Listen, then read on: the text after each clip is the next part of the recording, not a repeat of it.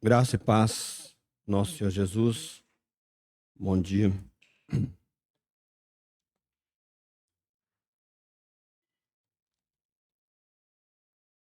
Vamos abrir 1 Coríntios, capítulo 1.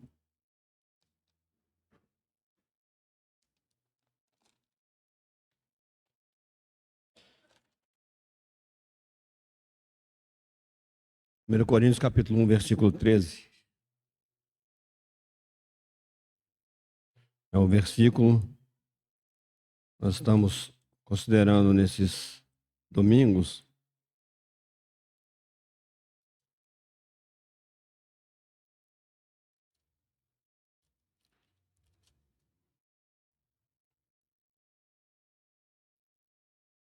Primeiro Coríntios, capítulo 1, versículo 13.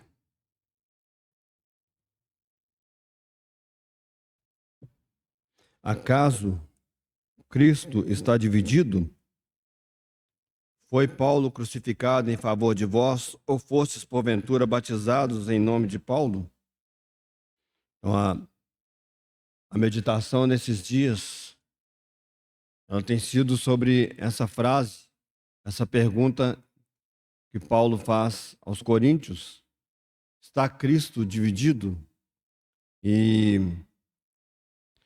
hoje eu pretendo finalizar, né, esses pensamentos que eu tive nesses últimos 3 domingos, né, incluindo hoje, com uma meditação. Ela, na verdade, ela seria um apêndice, né, se não houvesse tempo, não por não haver importância, mas porque não, eu acho que a mensagem, ela de alguma maneira, ela já tem sido no meu coração completa, nos últimos 2 domingos, mas ainda, né? Acho que é importante meditar sobre um aspecto, continuando, inclusive, né, nessa linha de raciocínio da questão relacionada com a igreja, relacionada conosco como membros do corpo de Cristo.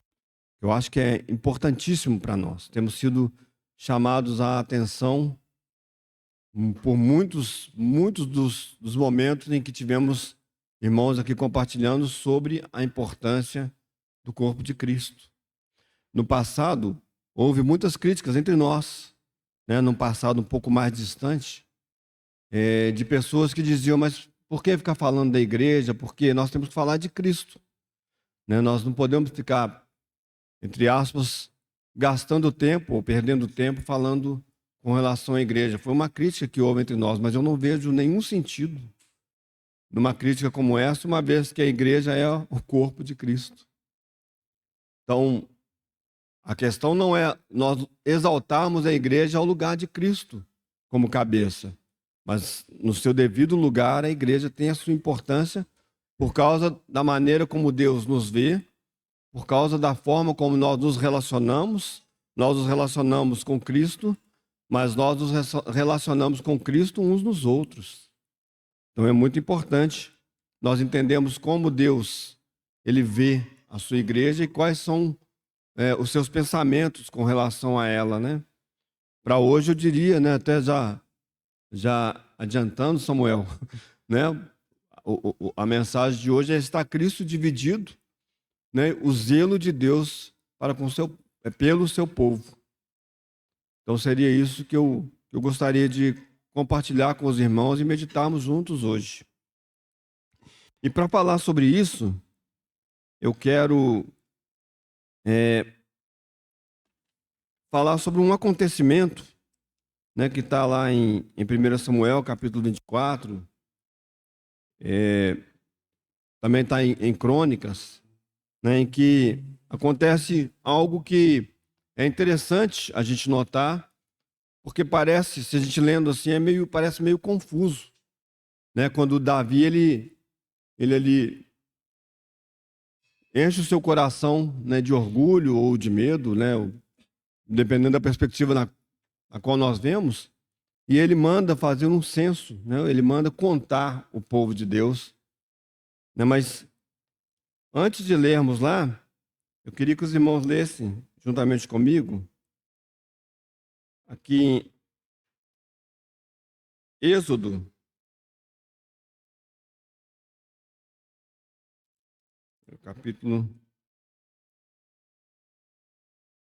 capítulo 30, a partir do versículo 11. E depois a gente vai então para essa passagem, né, e vamos meditar alguma coisa a respeito dela lá do pecado de Davi. Êxodo, no capítulo 30, a partir do versículo 11, Deus, de uma maneira muito clara, ele dá, ele fala como deveria ser feito, quando ele quisesse, o censo, o recenseamento do povo dele, né, daquele povo que ele tinha, né, tirado do Egito e iria introduzir numa nova terra, num novo lugar. E diz assim, no versículo 11 do capítulo 30 de Êxodo: Disse mais o Senhor a Moisés: Quando fizeres recenseamento dos filhos de Israel, cada um deles dará ao Senhor o resgate de si próprio, quando os contares, para que não haja entre eles praga nenhuma quando os arrolares. Todo aquele que passar ao arrolamento dará isto: metade de um ciclo, segundo o ciclo do santuário. Este ciclo é de 20 geras. A metade de um ciclo é a oferta ao Senhor. Qualquer que entrar no arrolamento de 20 anos para cima, dará a oferta ao Senhor. O rico não dará mais de meio ciclo, nem o pobre menos, quando derem a oferta ao Senhor, para fazer expiação pela vossa alma. Tomarás o dinheiro das expiações dos filhos de Israel e o darás ao serviço da tenda da congregação. E será para memória aos filhos de Israel diante do Senhor, para fazer expiação pela vossa alma. E lá em 2 Samuel, eu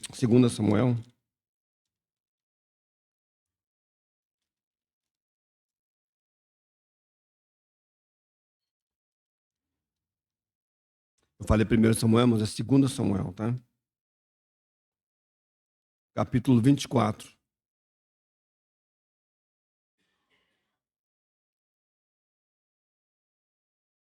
É uma passagem, ela é um pouco difícil para a gente entender, né?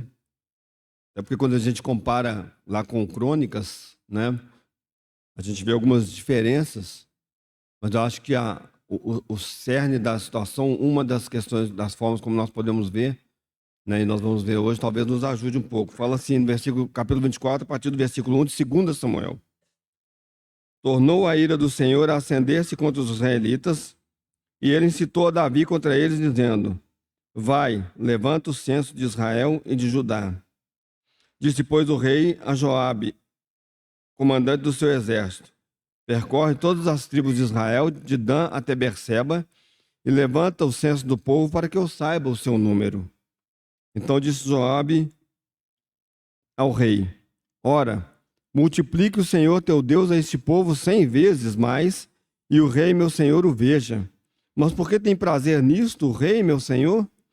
Porém, a palavra do rei prevaleceu contra Joabe e contra os chefes dos exércitos. Saiu, pois, Joabe com os chefes dos exércitos da presença do rei a levantar o censo do povo de Israel. E aí, fala aqui, o que ele fez? Aí no versículo 10 diz assim: Sentiu Davi bater-lhe o coração depois de haver recenseado o povo e disse ao Senhor: Muito pequeno o que fiz. Porém agora, ó Senhor, peço-te que perdoes a iniquidade do teu servo, porque procedi muito loucamente. Senhor, nós queremos agradecer a Ti pela lembrança dessa manhã, Senhor, que já foi suficiente para nós, Senhor. Senhor, de fazer, Senhor, com que o nosso coração, Senhor, ele de novo se volte para Ti, Senhor, para que o Senhor renove em nós, Senhor, as forças, Senhor, para o serviço ao Senhor. Senhor, ao nos lembrarmos da forma como o Senhor nos salvou, Senhor. Senhor, ao participarmos de um momento como aquele tão rico, Senhor. Senhor, de lembrança do nosso Salvador que venceu a morte, Senhor. E agora, Senhor, juntos novamente, nós abrimos a Tua palavra com muito temor, Senhor. Pedindo ao Senhor que o Senhor nos livre, Senhor, de fazermos confusão, Senhor, sobre a Tua palavra com pensamentos humanos, Senhor. Nós estamos aqui, Senhor, para sermos usados por Ti, Senhor, com a nossa mente, com o nosso coração, mas estamos diante do Senhor também, pedindo a Ti, Senhor, que por misericórdia o Senhor nos livre, Senhor, de nós, Senhor, temos um mau entendimento da Tua palavra, Senhor. Senhor, nós queremos servir a Ti, Senhor, e só o faremos, Senhor, se o Senhor realmente se revelar a nós, Senhor. Por isso, nessa manhã, nós pedimos a Ti, revela-te mais um pouco a nós, Senhor. Senhor, e nos livre, Senhor, do nosso inimigo, Senhor. E nos livre dos nossos inimigos, Senhor. Para que a Tua glória brilhe sobre, Senhor, essa assembleia, Senhor, para que a Tua glória brilhe, Senhor, sobre o Teu povo nessa terra, Senhor. E sejamos cooperadores de Cristo, Senhor. Senhor, num evangelho puro, Senhor. Senhor, num evangelho, Senhor, que agrade o Senhor e que nos leve, Senhor, Senhor, a nos prostrarmos em adoração àquele que é o único digno de adoração e de louvor, que é Jesus Cristo. É a oração que fazemos a Ti nesta manhã, Senhor, rogando a Ti que o Senhor nos fortaleça também e que o Senhor nos livre de toda, Senhor, toda cilada maligna, Senhor, na nossa mente, para que não entendamos a Tua palavra. Em nome de Jesus Cristo, nós oramos a Ti e Te agradecemos. Amém. O Senhor, Ele é muito cuidadoso, né, quando Ele tira o povo ali do Egito e Ele começa a levar aquele povo para a terra que mana leite e mel. Ele, com muito cuidado, Ele vai dizendo para aquele povo e Ele vai trazendo para aquele povo instruções para que eles sejam um povo diferente dos outros povos, porque os outros povos serviam a deuses que não eram deuses, né? Eles tinham lá os seus deuses que se pareciam com eles, mas aqui a palavra de Deus vai nos mostrar, ao longo da jornada do povo no Egito, no deserto, que Deus, Ele era um Deus vivo, um Deus digno de adoração e um Deus a quem os israelitas precisavam prestar respeito, precisavam respeitar, precisavam andar de acordo com os caminhos que Ele propôs. Então o povo ali parecia um povo ordinário, normal, como todo povo, com exceção de que eram milhões de pessoas andando no deserto, né, caminhando para um lugar que Deus os mostraria a eles. Né, com exceção disso, eram homens e mulheres que os outros povos que estavam estabelecidos olhavam para eles e achavam que até era uma coisa louca. Né? Que coisa estranha esse povo andando no deserto aí. Mas aí começaram, né, a ver os feitos que Deus, né, foram informados do que Deus havia feito com os egípcios. E eles começaram a sentir o poder desse Deus que fazia com que esse povo avançasse de maneira gloriosa sobre as nações para que tomassem posse daquilo que Deus havia dado a eles. E então, nesse contexto, Deus estava mostrando para aquele povo, olha, quando vocês fizerem isso, vai ser dessa maneira, quando vocês fizerem aquilo, vai ser daquela maneira, vocês vão agir assim, vocês não vão agir como aqueles povos nos lugares onde eles estão, né, que vocês vão tomar posse, vocês não agirão como aquele povo. Porque à medida em que vocês começarem a agir como aqueles povos, vocês se tornarão escravos dos mesmos pecados que eles se tornaram. E aconteceu isso com o povo de Israel. Mas aqui, quando Deus, então, Ele vai dizer para esse povo, olha, quando vocês forem contar, fazer o recenseamento, quando vocês fizerem isso, tem uma regra para vocês fazerem, ou há regras para que vocês façam isso. Né? E nessa questão do zelo de Deus, é tão interessante, irmãos, a gente vê como é que Deus ele vê o seu povo de uma maneira diferente, porque isso não era algo pequeno. Porque o povo tinha que fazer o censo quando Deus dissesse a eles para fazer o censo. E quando eles fizessem o censo, eles tinham que pagar. Todos os de 20 anos para cima tinham que pagar ali o que Deus havia determinado para que eles pagassem. Nós vamos ver, né, o que pode ser alguns significados disso.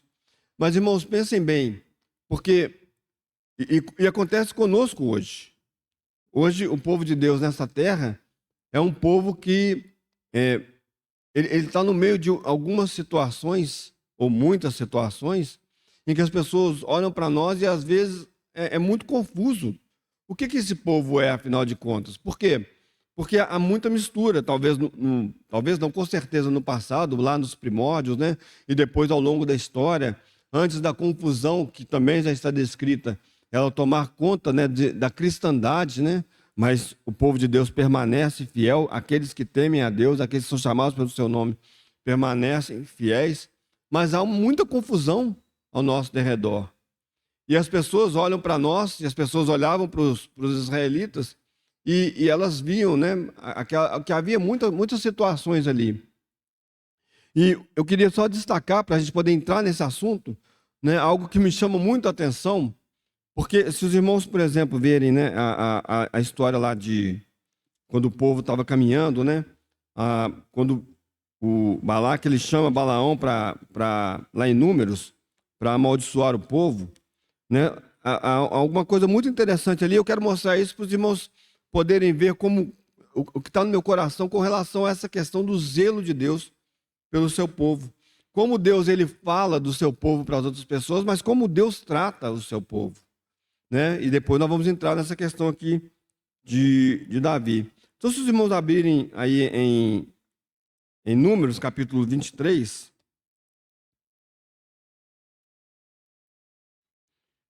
a partir do versículo 18, parece que está um pouco desconectado, mas depois os irmãos vão entender o que eu estou querendo dizer, né? A partir do versículo 18 de Números, capítulo 23, então a gente conhece a história, né? Balaão é chamado ali para amaldiçoar o povo, porque Balaque estava com medo do povo ali, né? Pelo que tinha acontecido com eles ao longo da sua caminhada aí. E aí, a partir do versículo 18,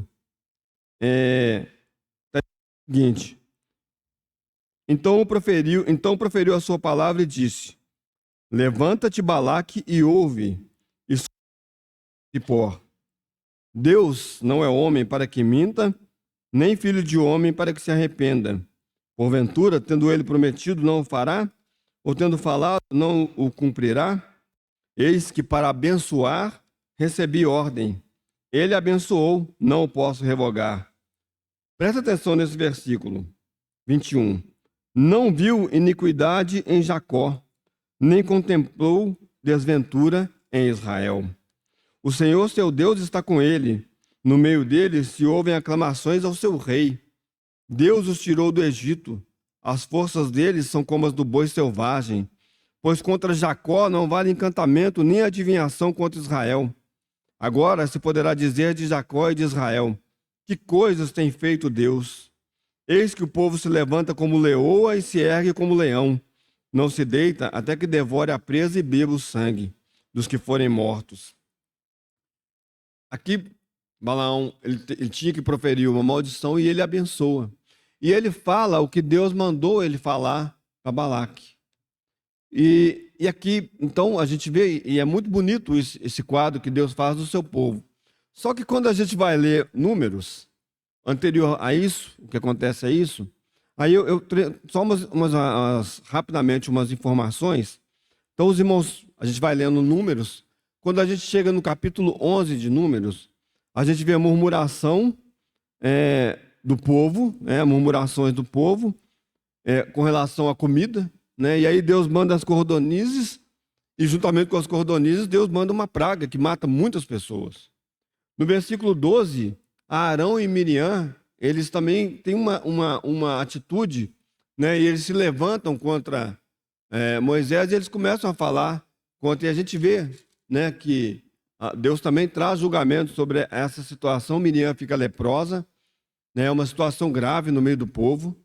Depois, no versículo 13, nós temos o relato dos 12 espias que vão, né, e 10 deles voltam, e eles trazem, né, dos 12, 10 trazem más notícias a respeito da terra.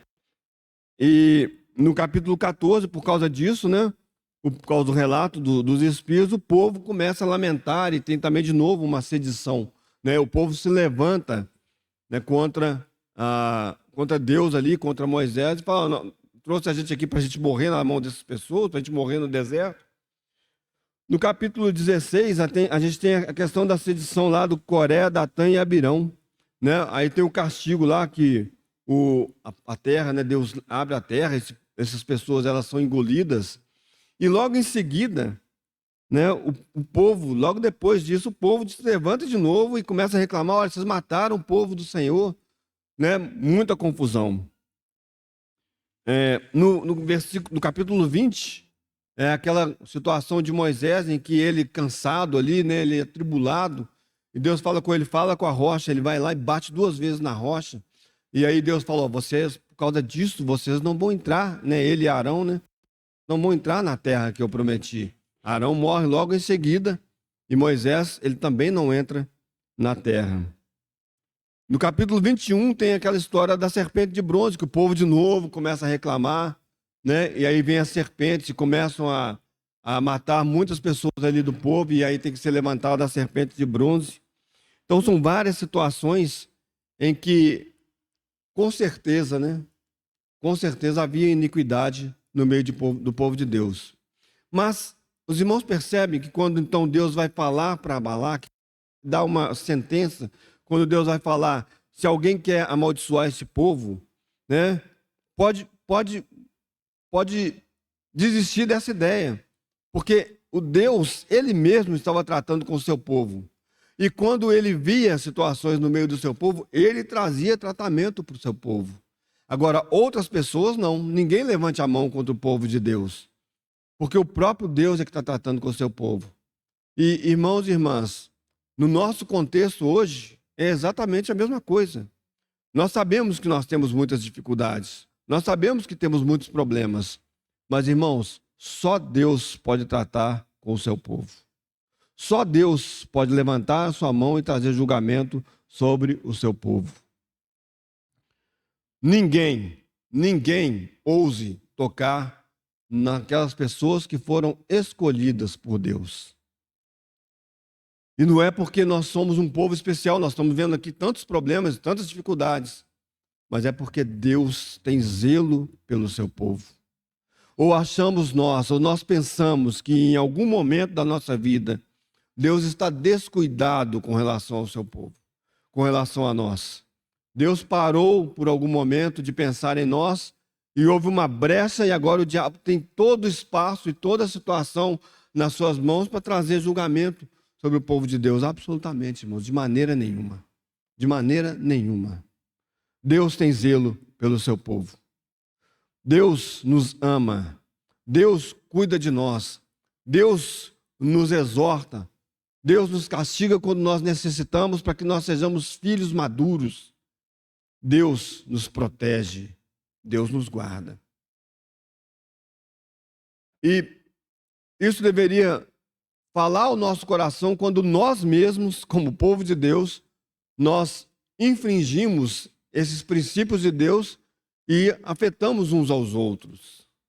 E nós começamos a julgar uns aos outros. Quem é você para julgar o servo de outro? Porque se ele está em pé ou se ele cai, é Deus quem o sustenta. Nós deveríamos ter mais cuidado, já falei isso na semana passada, e é isso que está no meu coração com o povo de Deus. E aí, nesse contexto, irmãos, é que eu gostaria de chamar a atenção dos irmãos para essa situação ali em que Davi, ele levanta o censo do povo e ele então tenta fazer uma coisa e logo em seguida ele começa a ver, né, qual foi a loucura que ele fez. Então tenham em mente isso, irmãos. Não é que Deus ele varre para debaixo do tapete os nossos problemas, os nossos pecados, esconde as nossas situações e fala assim, não, você está vendo esse problema aqui, mas não é assim não. Não, Deus não faz isso, irmãos. As coisas estão muito claras, muito definidas. Onde há pecado, Deus julga como pecado. Onde há situações, né, que desafiam a santidade de Deus, como se isso fosse possível, Deus traz julgamento sobre as situações. Deus não esconde os problemas do seu povo, Deus não esconde os problemas dos seus servos. Mas para Deus, né, como eu acabei de falar, se nós estamos de pé ou se nós estamos caídos, nós somos dele. E é ele quem nos sustenta. E é ele quem nos levanta. E é ele quem nos adverte, é ele quem nos exorta. Nós somos povo de Deus. Não porque somos melhores do que os outros, mas porque ele teve misericórdia de nós. E todos que são povo de Deus pertencem a ele e ele realmente cuida e ele zela por nós, com um grande zelo. Então, como vimos aqui, né,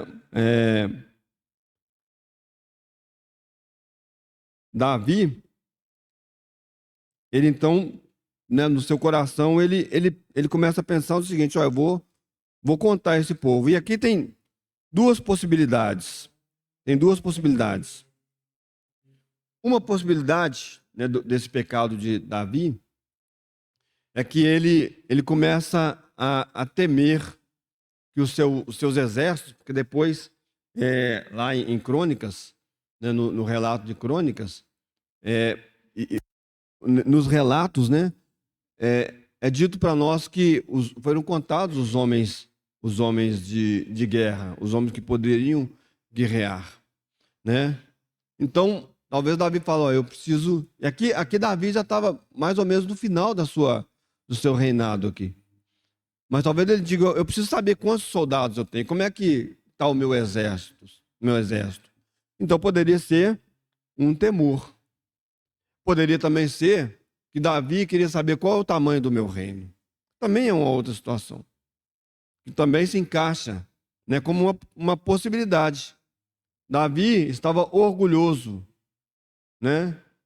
Pode ser que Davi estivesse orgulhoso e ele fala, olha, qual que é o tamanho desse povo, desse reino?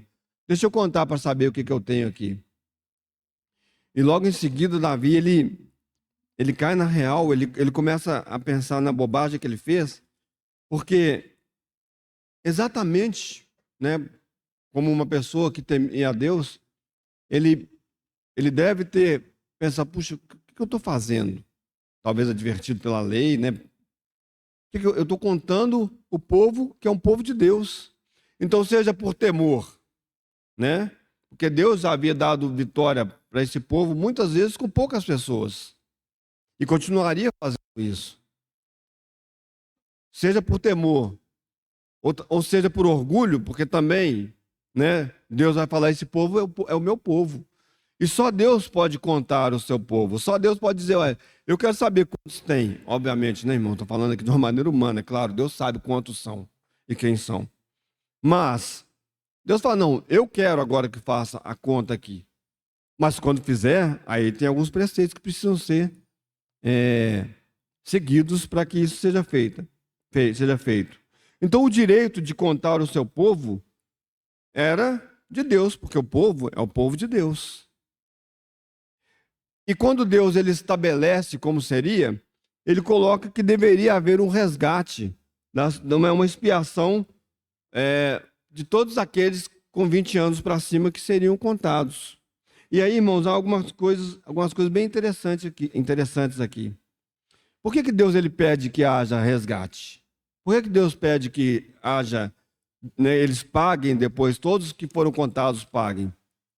Isso é para nos lembrar, né, isso é um tipo para nos lembrar de que fomos resgatados por Deus. E devemos a Deus. Nós devemos a Deus a nossa vida, o nosso serviço. Tudo tem que ser de Deus. Tudo é para Deus, pois tudo é por Ele, tudo é para Ele e tudo é feito por intermédio dele.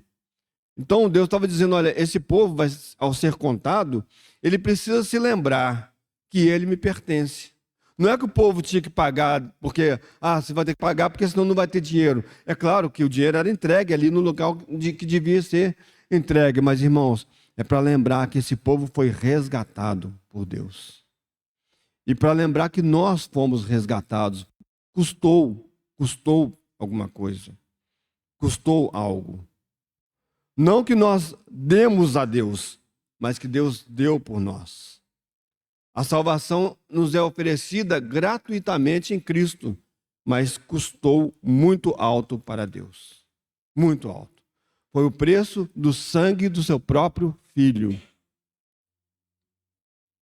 Então, Davi não podia fazer um censo no meio do povo sem que isso fosse uma ordenação de Deus e sem que ele pagasse, sem que isso fosse algo que lembrasse, nós somos povo de Deus, nós pertencemos a Deus, nós estamos sendo contados porque nós somos de Deus. É quantos pertencem a Deus, não é quantos vão vencer as batalhas, não é quantos pertencem a um rei, a um reino humano, mas é quantos pertencem a Deus. Irmãos, Deus sabe quantos somos. Deus sabe quem realmente pertence a Ele. Por isso que o Senhor nos adverte a não tentarmos tirar o joio, porque ao tentarmos tirar o joio, nós podemos tirar trigo do, do joio. Por quê? Porque nós não sabemos de maneira perfeita. Nós não conhecemos o coração como Deus conhece. É muito claro que as árvores, elas produzem o fruto, né? Aquele fruto que é conveniente com a sua natureza. Então nós podemos observar as pessoas e falar, não, essa pessoa realmente ela tem dado frutos, né? Mas aqueles que não estão dando frutos, nós não podemos garantir que eles não são do Senhor apenas porque nós vemos o exterior. Alguém pode dizer de maneira perfeita, né? De todas as pessoas do nosso meio, todas creram no Senhor Jesus e são dele e pertencem a ele. Mas Deus sabe. Deus sabe. E naquele dia em que o Senhor mandará o seu anjo para que ele tire, né, arranque o joio, ele saberá. Não precisa ter medo de que você vai ser arrancado se você pertence ao Senhor. Só será arrancado aquilo que não é do Senhor. Então, ao fazer o censo, né, Davi deveria ter pensado nisso. Por que eu vou fazer isso? É povo de Deus. Por que eu vou me arvorar a contar o povo de Deus? Se eu estou temeroso com relação ao exército, é Deus quem nos guarda, é Deus quem vence as batalhas por nós. Isso é claro para Davi. Davi havia vencido um gigante na força que Deus deu a ele. E muitas batalhas foram porque Deus, ou todas as batalhas que eles venceram, foi porque Deus deu a ele força e deu a ele poder de vencer. E isso já tinha acontecido antes dele.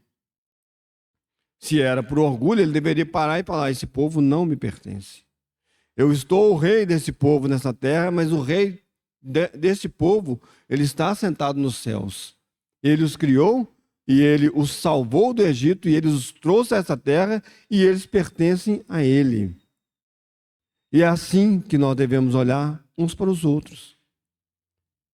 Deus salvou você e a mim.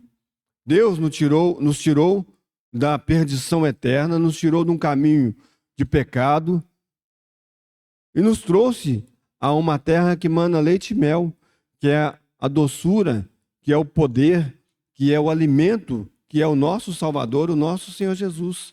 E nós pertencemos a Ele. Não significa que nós não podemos, pela graça e sabedoria de Deus, né, usados por Deus, admoestarmos, exortarmos e corrigirmos uns aos outros. Mas ao fazermos todas essas coisas, nós devemos nos lembrar, nunca nos esquecer de que nós estamos tocando aqueles que Deus salvou pelo sangue do seu Filho e que pertencem a Ele. Que pertencem a Ele. Podemos falar uns com os outros e devemos. Devemos corrigir uns aos outros, porque estamos juntos, somos membros uns dos outros. Mas nós devemos fazê-lo na perspectiva de que todos nós cheguemos ao entendimento de que Cristo é o Senhor sobre todos nós. Então isso é muito importante, irmãos. Fomos salvos, fomos comprados por Ele.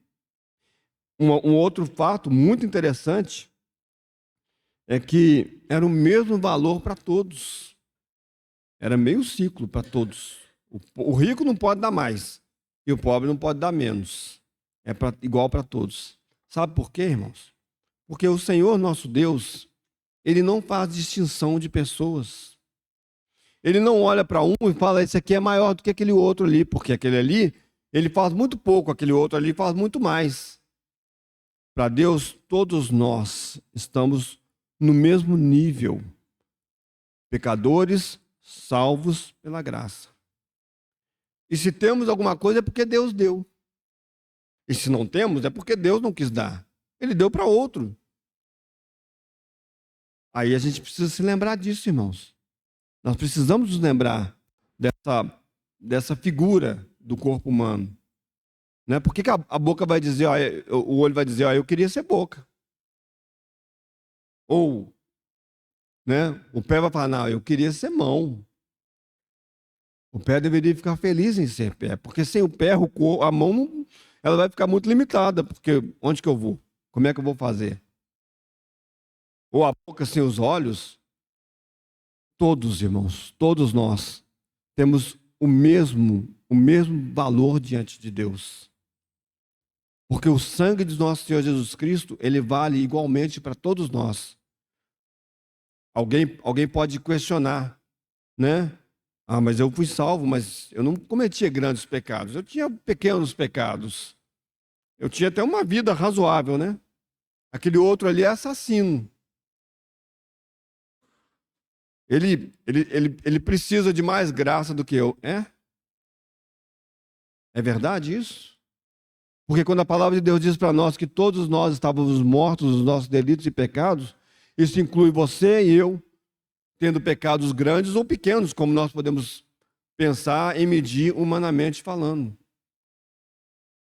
É o mesmo preço para todos. Ninguém vai precisar de mais sangue do que o outro. Ninguém vai precisar de mais graça do que o outro. Todos nós, igualmente, irmãos, precisamos da mesma graça. Fomos salvos pelo mesmo preço, o grande preço que foi a vida do nosso Senhor Jesus, que foi dada por nós naquela cruz. É o mesmo preço. Então, quando se institui a contagem do povo, Deus, ele diz, é o mesmo preço para todo mundo. Todos nesse povo são iguais. Então, talvez a gente tinha aqueles que se achavam melhores, né? Aqueles que se achavam menores. Deus vai falar, não, é o mesmo preço para todo mundo. A salvação, ela é igual para todos. Todos estão debaixo de pecado. Deus encerrou todos debaixo de pecado para usar de misericórdia para com todos. Para com todos. Se há alguém que pode dizer, eu sou diferente de todos, é só o Senhor Jesus. E é exatamente por isso que nós temos salvação nele. É exatamente por isso que o sangue dele foi aceito, o sacrifício foi aceito por Deus. Mas para todos os outros homens, para todos, o preço é o mesmo. Não há diferença. O mesmo valor para todos. Então, ao sermos chamados à graça de Deus, ao sermos chamados para essa salvação gloriosa, ao entrarmos, né, ao sermos colocados juntos, batizados juntos no mesmo corpo, nós deveríamos parar de pensar dos outros e de nós mesmos de maneira diferente. Ou, como a palavra de Deus vai dizer, ninguém pense mais a respeito de si mesmo. Pense de maneira adequada. E ao pensar de maneira adequada, eu vou descobrir que a única maneira que eu posso pensar a respeito de mim mesmo é que eu sou um pecador que salvo pela graça. Eu sou um pecador que foi salvo porque Deus enviou o seu Filho que morreu por mim. E nada mais para mim. Se Deus elevar algum de nós, se Deus nos puser uma posição em que você começa a se tornar, né, alguém importante no meio do povo de Deus, com uma palavra, né, com um serviço, né, que realmente leve as pessoas a Cristo, você e eu continuamos sendo pecadores salvos pela graça. E se Deus retirar a sua graça de sobre nós, isso não é possível mais, porque Deus, ele nos deu isso, ele nos deu a graça em Cristo Jesus, mas se em algum momento, eu, como a palavra de Deus nos adverte, eu não lanço mão da graça, né, eu começo a andar na carne, não haverá nada que possa se aproveitar de você e de mim. Nada. Nada. Porque a carne, para nada aproveita. Algum de vocês aqui, alguém aqui, nasceu de maneira diferente? Não, todos nós nascemos da mesma maneira. E ao nascermos, nós recebemos a mesma condenação. Estávamos debaixo da mesma condenação. Viemos do mesmo primeiro homem, né? O primeiro Adão. Mas graças a Deus por Jesus Cristo, que em algum momento da nossa história, para aqueles que são salvos, o Senhor Jesus, pela graça de Deus, pelo Espírito de Deus, se tornou o nosso Salvador, nosso Senhor e nosso Salvador. Aí sim houve diferença, mas toda a glória, toda a honra e todo o louvor a Ele, não a nós. Não a nós. A nós só nos resta o corar de vergonha. Porque todas as nossas justiças humanas são como trapos de imundície. Não temos nada para oferecer para Deus. Somos todos do mesmo valor.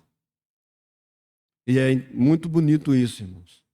Quando Deus, ele então traz, né, essa direção para o seu povo, né, ele organiza essa situação, ele vai nos mostrar, olha, eu vejo todos vocês com o mesmo valor. Todos são iguais perante os olhos de Deus. Isso deveria ser suficiente para nós. Porque aos olhos das pessoas deste mundo, e até, talvez no meio da... Talvez não, com certeza, no meio da cristandade, alguns são vistos como maiores e outros são vistos como menores. Os maiores são aqueles que se destacam, que têm uma boa retórica, que têm uma boa palavra, que têm algum serviço. Os menores são aqueles que limpam os bancos ou que organizam, né? Mas, irmãos, saiba que quando estivermos diante do nosso Senhor, no tribunal de Cristo, nós poderemos e seremos, com certeza, muito surpreendidos pelo nosso Senhor, porque Deus, aí é a própria história de Davi, ele não vê como o homem vê, mas ele vê o coração. A beleza externa, ser mais alto, chamar mais atenção, não significa absolutamente nada para Deus. O que significa é um coração. E um coração quebrantado e contrito, Deus não despreza. É o que diz a palavra de Deus.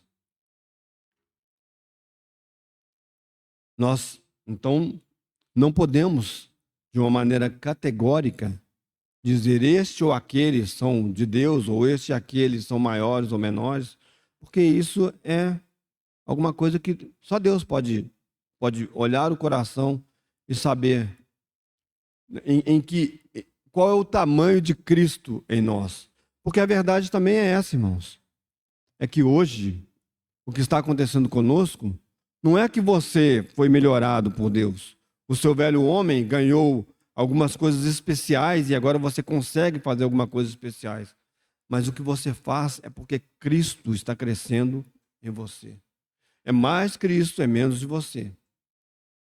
Se há alguma coisa, se há algum louvor, tudo isso, tudo, irmãos, tudo é por causa de Cristo. Nada por causa de você mesmo. E dessa maneira nós deveríamos olhar uns para os outros. E sabe o que vai acontecer quando nós entendemos isso, irmãos? É que o Senhor Jesus, através de nós, ele vai trazer correção para o seu povo da maneira correta. Ele vai exortar, ele vai animar, ele vai nos fazer andar, porque esse é o trabalho dele, pelo Espírito Santo que habita em nós. O trabalho da carne, ou a obra da carne, sempre será nos levar para baixo. Sempre será apontar o dedo e dizer, você fez 90% certo, você fez errado. Vamos focar nos 10% que você fez errado aqui. Esse é o trabalho que a carne faz. Mas o trabalho do Espírito Santo é nos levar a nós nos humilharmos naquilo que nós, em todas as coisas e naquilo que nós precisamos que Cristo cresça, ele nos mostra exatamente como fazer. Esse é o trabalho do Espírito Santo. Não ousemos nós levantarmos a nossa mão para contar o povo de Deus e dizer isso é assim, esse é assim, aquele é daquele jeito. Mas que o Senhor com os olhos, né, como olhos de fogo, ele possa, ele mesmo nos sondar e dizer para nós, olha, você precisa que eu cresça em você um pouco mais nessa situação, porque você não dá conta. Você não consegue andar. Por isso que a palavra de Deus nos diz que nós devemos andar nas pisadas de Cristo. O que é isso? É difícil andar nas pisadas de outra pessoa, né? Porque a gente anda diferente, né? Mas se a gente conseguisse incorporar em outra pessoa, a gente conseguiria andar nas pisadas dessa pessoa. E é isso que a palavra de Deus está dizendo para nós. Permanecei em mim, porque sem mim nada podeis fazer. Andar nas pisadas de Cristo é simplesmente, entre aspas, nós estarmos em Cristo. e Cristo ele se mover através de nós. Ô, irmão, nós estamos falando aqui de coisas tão grandes, de coisas tão poderosas para nós, que deveriam mudar as nossas vidas. A palavra de Deus está falando. Nós somos de Cristo. Cristo é nosso, porque Ele se deu por nós. Nós estamos em Cristo, Cristo está em nós. Nós somos filhos de Deus. Nós somos povo de Deus. Precisamos começar a nos olhar dessa maneira. E aí, irmãos, eu gostaria de gastar esse restinho de tempo falando de uma coisa que eu já falei aqui, eu comecei na semana passada falando sobre isso, mas eu queria nesses 10 minutos focar nisso. Falei, eu vou falar de novo, porque eu falei, os irmãos me suportem, porque qual que é a solução para esse problema? Né? Qual que foi a solução? Porque quando Davi, então, ele cai em si e ele começa, né, fala, Senhor, tem misericórdia, porque, olha, eu fiz uma coisa errada. Eu não devia ter feito isso. Ele sabe que ele tocou no povo de Deus. E aí Deus fala com ele, Davi, eu vou te dar 3 opções para você escolher. E Davi, sabiamente, ele fala, não, eu quero cair nas mãos de Deus, porque Deus é misericordioso. Não caia eu na mão dos homens, porque os homens não têm misericórdia. Eu quero cair nas mãos de Deus. E a gente vai ver lá em Crônicas, a gente vai ver aqui também que Deus, ele então traz a peste sobre o povo, né, traz a doença lá, o povo começa a morrer.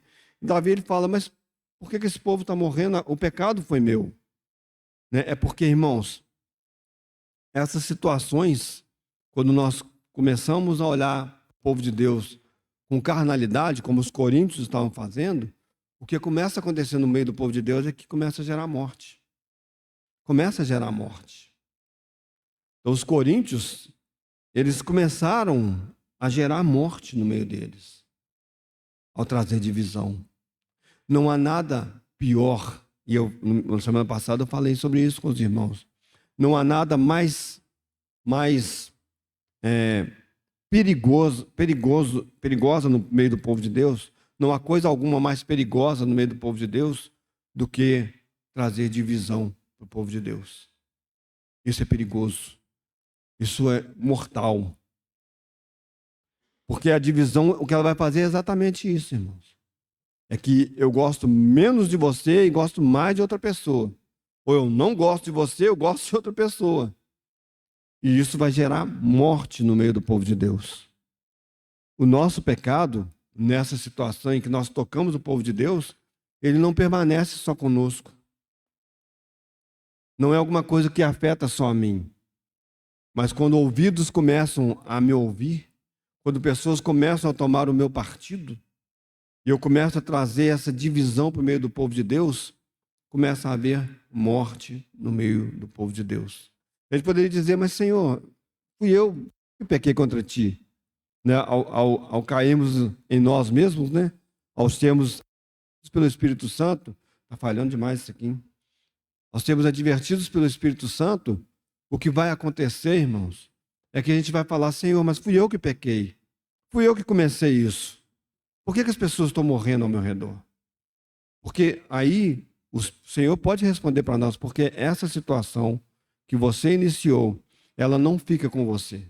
Ela gera morte no meio do meu povo. As pessoas começam a ficar desanimadas, as pessoas começam a ficar, né, com desconfiança umas com as outras, por motivos que às vezes elas nem sabem por quê. Às vezes eu desconfio de alguma situação, eu acho, e eu nem sei por quê, mas sabe por que eu cheguei nesse ponto? É porque em algum momento eu abri o meu ouvido para ouvir alguém falando mal de alguém no meio do povo de Deus, alguém relatando uma situação que pode ser até verdade. Pode ser até verdade. Olha, você já notou que o irmão fulano ele tem agido dessa maneira? Pode ser uma verdade, ele pode realmente estar agindo daquela maneira, mas ao invés de, como membro do corpo de Cristo, eu advertir a pessoa, eu falo dela por trás com outros interesses, e eu trago a divisão para o meio do povo de Deus, e as pessoas elas não se dão ao trabalho de procurar a pessoa para perguntar, irmão, ouvi isso a seu respeito, é verdade? É verdade isso que eu ouvi, que você está fazendo? Ou, irmão, nós vimos que você está andando dessa maneira, irmã, nós vimos que você está andando dessa maneira.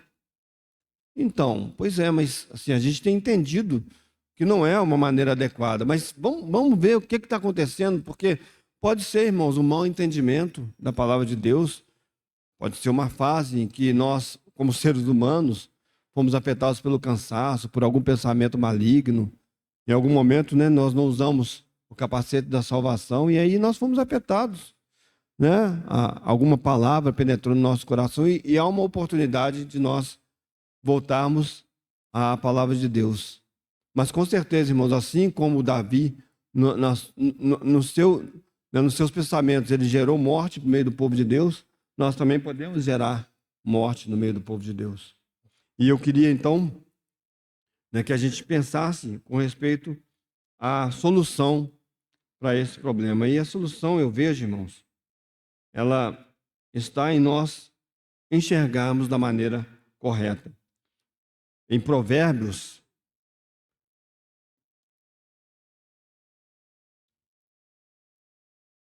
ele tem uma expressão interessante. Provérbios capítulo 4.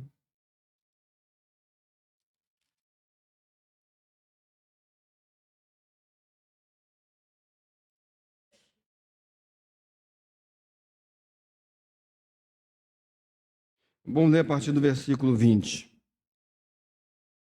Provérbios capítulo 4, versículo 20. Filho meu, atenta para as minhas palavras, aos meus ensinamentos inclina os ouvidos. Não os deixes apartar-se dos teus olhos. Guarda-os no mais íntimo do teu coração, porque são vida para quem os acha e saúde para o seu corpo. Sobretudo, o que se deve guardar, guarda o coração, porque dele procedem as fontes de vida, as fontes da vida. Desvia de ti a falsidade da boca e afasta de ti a perversidade dos lábios. Os teus olhos olhem direito e as tuas pálpebras diretamente diante de ti. Pondera a vereda dos teus pés e todos os seus caminhos sejam retos. Não declines nem para a direita nem para a esquerda. Retira o teu pé do mal. E Atos capítulo 26, eu vou tentar ser bem rápido aqui, irmãos, para a gente poder concluir. Quando Paulo ele está falando por rei Agripa, e já falamos sobre isso, lembro na semana passada, eu acho que eu iniciei falando sobre esses versículos. Paulo ele dá um relato muito interessante.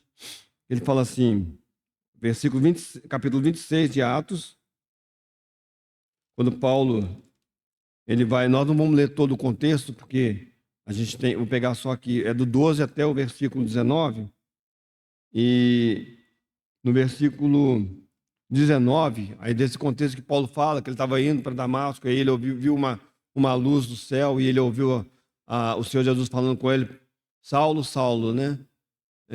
Por que você está lutando, né? Você está lutando contra os aguilhões, e ele vai falando, e depois ele fala no versículo 19, pelo que, ó rei Agripa, não fui a visão celestial.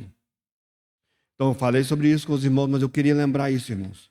Os irmãos vão lembrar depois, irmãos, vejam lá em Marcos, capítulo 8, versículo 22 até o versículo 26, em que há aquele relato daquele homem que o Senhor Jesus cura, né, de cegueira. E em algumas versões é muito legal, isso é muito interessante, porque fala assim, o Senhor Jesus fala com ele para olhar para ele olha para cima, ele vê os homens como árvores, né? E aí o Senhor aplica de novo ali e fala com ele, e ele olha para cima e ele começa a recobrar, ele recobra a sua visão de maneira perfeita. Algumas versões dizem que ele olhou para cima. Por que eu estou pegando esses versículos, essas passagens? Porque a solução para nós, irmãos, é olhar direito, é ver corretamente. Essa é a solução para nós não cairmos nesse pecado da divisão do povo de Deus. Enxergarmos. Porque Paulo, ao relatar para o rei Agripa, eu estou repetindo tudo que eu já falei para os irmãos, mas eu vou enfatizar isso aqui, nesse finalzinho. ele fala: olha, eu tive uma visão celestial. Eu enxerguei algo que não é dessa terra, a qual eu não fui desobediente. O que Paulo viu? Paulo viu, ele teve ali uma revelação muito completa a respeito do Senhor Jesus e do povo de Deus. A gente sabe disso, irmãos. Mas é sempre importante e sempre bom a gente lembrar. Quando o Senhor Jesus, ele se revela a Saulo, e Saulo pergunta para ele: quem és, Senhor? Ele fala: eu sou Jesus, a quem tu persegues. Eu sou Jesus que você tem perseguido. E lembrando, né, o que já falamos, Saulo poderia ter tentado debater ali com o Senhor, né, e falar: não, mas eu não estou te perseguindo. Estou te vendo agora. Eu estou perseguindo aquelas pessoas. Mas naquele momento, irmãos, e depois, quando Ananias, né, que só aparece naquele contexto ali, na Bíblia, vai orar por ele, Saulo também entende. Ele também entende. Além de que há um Senhor, que é o Senhor Jesus, que o povo de Deus está ligado a Jesus. Está ligado a Jesus. Porque o Senhor Jesus, ele não fala, e olha que bonito isso, irmãos. Ele não fala para Saulo: Saulo, eu sou Jesus, o Senhor desse povo que você está perseguindo. Isso nos colocaria do lado de fora. Ele fala: eu sou Jesus, a quem você está perseguindo. Você está perseguindo essas pessoas, arrastando essas pessoas para a prisão, consentindo na morte dessas pessoas. É a mim que você está fazendo isso. É a mim que está afetando. Quando você toca nessas pessoas, Saulo, você está tocando em mim. É a revelação que Saulo tem, irmãos. É a visão celestial que você e eu precisamos ter. Que os nossos olhos olhem direito. Que nós enxergamos, irmãos, que nós olhemos para cima e possamos enxergar qual é a realidade do corpo de Cristo, da igreja que ele salvou com o seu sangue que pertence a ele. Nós não estamos fora de Cristo. Nós não somos pessoas que estamos debaixo apenas do senhorio de Cristo, mas fora dele, como o povo, né? O povo não era Davi,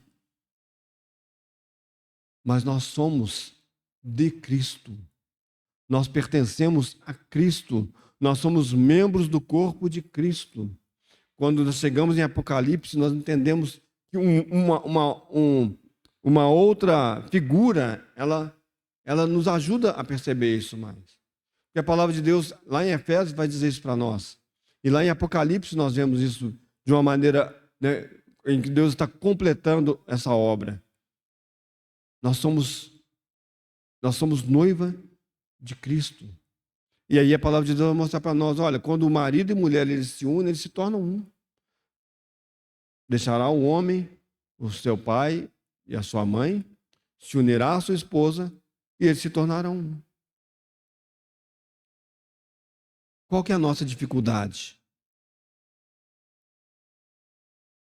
De novo, ninguém está em pé de igualdade com o Senhor Jesus na sua santidade, pureza, majestade. Não há comparação.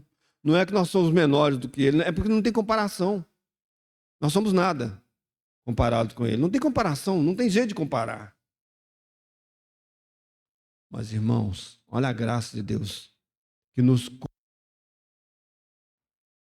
fez um com Cristo. E por toda a eternidade, quando acontecer esse casamento, as bodas do Cordeiro, nós estaremos para sempre, como já estamos, em unidade com Cristo. Como é que eu posso me arvorar a falar mal, a tratar mal, a fazer divisão, a julgar uns maiores do que os outros, de um povo que não é meu? É de Cristo, assim como eu sou de Cristo. E o próprio Paulo ele vai falar isso. Se eles são de Cristo, eu também sou de Cristo. Então nós somos todos de Cristo. O grande problema dos coríntios é que eles começaram a olhar para os homens e dar mais valor a uns e menos valor a outros. E nós podemos estar fazendo isso hoje, irmãos. Agora preste atenção nisso. Prestem muita atenção. Porque às vezes nós achamos que as coisas elas vão se encerrar em algum momento da nossa experiência cristã, nós vamos partir para o Senhor, ou alguém vai partir para o Senhor, e as coisas elas vão se encerrar nesse ponto. Saiba que não é assim, irmãos. Não é assim. Se nós persistirmos em não amarmos aqueles que o Senhor amou, e o amor aqui não tem nada de sentimento. Tem nada de sentimento. É um amor ágape, é o amor aquele amor que vem de Cristo. Se nós não permitirmos isso, irmãos, podem ter certeza que em algum momento da nossa história agora ou a nossa história futura, o Senhor vai tratar com esse tipo de situação. Eu não creio em perda de salvação, porque a salvação não depende de mim. Mas a palavra de Deus fala em galardão, que eu não sei o que é. A palavra de Deus fala em recompensa. Quando Paulo fala do final da sua vida, ele fala: a coroa da justiça me está reservada. Mas não somente a mim, mas a todos quantos amarem a sua vinda. Se Paulo fala isso, me está reservada, não é porque todo mundo, né? Eu creio que a vontade de Deus seja para que todos nós chegamos ao final da nossa vida e digamos: a coroa está reservada para mim. Mas eu não acho, irmãos, que isso é uma coisa automática. Eu posso viver de qualquer maneira nessa terra e depois chegar diante de Deus. Por que tem tribunal de Cristo? E por que a palavra de Deus fala disso 2 vezes? Todos nós compareceremos ante o tribunal de Cristo. A boa notícia, irmãos, a excelente notícia, é que Deus está disposto a nos transformar de glória em glória na imagem do seu Filho. E tem poder para isso. E vai fazer. Ou já está fazendo. Todos nós, irmãos, todos nós consideremos aqueles por quem o Senhor Jesus morreu como co-obreiros conosco, pessoas que servem a Cristo conosco. Mas muito mais do que isso, membros do mesmo corpo que eu faço parte. E se nós cuidamos bem do nosso corpo, ou deveríamos cuidar, é assim que nós devemos cuidar uns dos outros. Davi, ele entendeu a mensagem, ele entendeu o problema que ele tinha, e ele então vai diante de Deus, e depois a gente vê que ele começa ali os preparatórios, né, para que o templo ele fosse erguido, mas ele mesmo não consegue, né, embora fosse o seu coração e o seu desejo, ele mesmo não consegue construir o templo. Mas ele se volta para Deus, porque é exatamente isso, irmãos. Um homem segundo o coração de Deus. Um homem de acordo com o coração de Deus. E pensando nisso, eu encerro dizendo o seguinte. Eu acho que Deus, né, eu penso, né, os irmãos depois podem meditar. Quando ele diz que Davi é um homem segundo o coração dele, não é apenas porque Davi era uma pessoa que, né, ele se voltava para Deus depois dos seus pecados, ou ele, né, se arrependia, não é apenas por isso, irmãos. Mas é porque na vida de Davi, ou em Davi, Deus pôde mostrar a sua graça, a sua misericórdia, a sua justiça. Deus pôde trazer julgamentos, Deus pôde trazer disciplina. Esse é um homem segundo o coração de Deus. E na nossa história, irmãos e irmãs, todos nós deveríamos ser pessoas em que Deus pode mostrar todas essas coisas. Todas essas coisas. Com a graça que só Ele tem. Com o amor que só Ele tem. Com a fidelidade que só Ele tem. Que o Senhor seja exaltado, que o Senhor seja louvado e que a sua palavra encontre nos nossos corações um terreno adequado. É o que te pedimos, Senhor. É o que te pedimos, Senhor. Que nesse dia, Senhor, a tua palavra encontre realmente, Senhor, por uma terra adequada, Senhor, no meu coração e no coração dos meus irmãos e das minhas irmãs, Senhor. Para que naquilo que o Senhor quis falar conosco, Senhor, nós sejamos levados ao arrependimento, Senhor, mas também sejamos exortados e animados, Senhor, a prosseguirmos, Senhor. Senhor, nesses dias maus que temos vivido, Senhor. Mas louvamos o teu nome, Senhor, porque, Senhor, não estamos abandonados, não estamos sozinhos, Senhor, o Senhor permanece fiel e poderoso, Senhor. E nós estamos crendo mesmo, Senhor, que o Senhor há de completar, Senhor, a obra que o Senhor mesmo começou, Senhor, na vida de cada um de nós que estamos aqui. Louvado seja o teu nome, nós te agradecemos pela tua palavra, pela graça do Senhor sobre nós, pela unção, pelo poder do teu Espírito Santo que age em nós, te agradecemos pela tua fidelidade. E, novamente, Senhor, nós glorificamos e honramos e louvamos o nome de Jesus Cristo, o nosso Salvador. Amém.